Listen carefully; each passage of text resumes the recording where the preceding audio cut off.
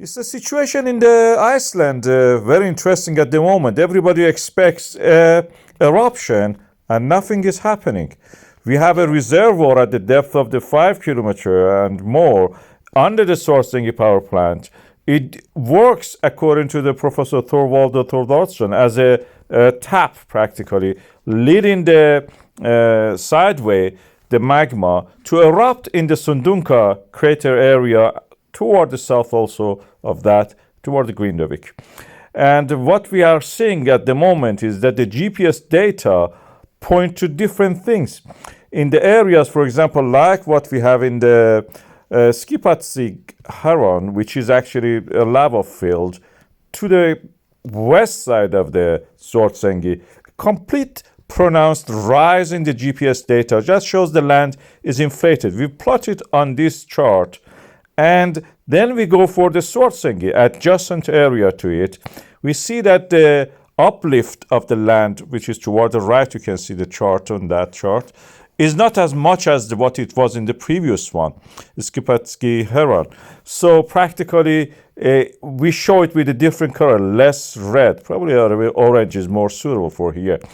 And if we go for area north of the Svartsengi, it's called a north side. That is similar to what we have in Svartsengi, not as pronounced as the first one. So we show it again on the map by the color code of orange. These are not as much as what it was in the first place.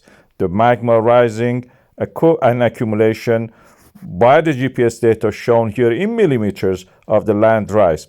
In the Thorbjorn, which is the most of the cameras are located, is to the east side of the Svartsengi, is a hill. We don't see as much as what we saw in the Svartsengi and the previous site. We show it by the yellow color, so the magma accumulation there is not that much in that sense, or is not led from there to here. So we go to the Grindavik, which is the most important part. That's the town which was evacuated after the dry eruption, what I call as. The gap was there, no magma to fill it up, no eruption. So only earthquake damage. We mark it again, like Thorbjorn, with the yellow box. And then we go toward the east more, and we see this site, which is the Asri site.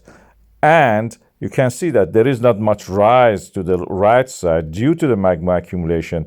It's not much. The land is just rising slightly just because what is happening in the west. We mark it by the green sign here. It's a relatively safer area.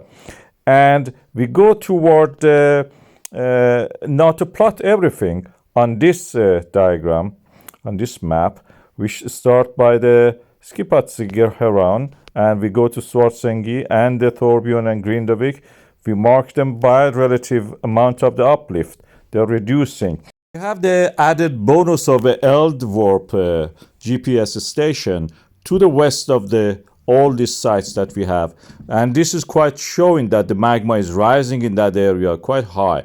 So when I plot that also with a rectangle, and then according to the color code, I again paint those zones, you will see that what is here, and again I'm showing the animation of those marked zones, and again showing the colored zones, they define the outline of the Rift Valley in that area. As you can see here, this is the Rift Valley. We started in the November 2023 with that.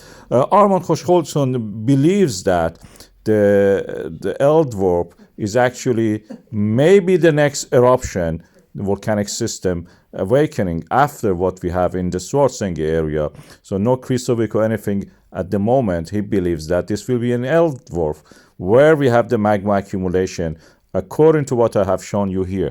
We have the land rising, but no eruption, no lateral movement of the magma toward the Sundunga craters, which actually has the cracks. We have all the historical craters and cracks. There is no eruption in that area because the magma has not moved laterally toward there. I go back to that cartoon animation, as you can see here. Svartsengi area is inflating. Magma is accumulating there.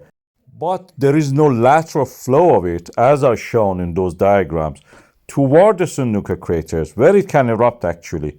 So I don't, in my opinion, I don't think there will be eruptions soon, until probably the next week, when we have near the full moon. So the tide may affect it.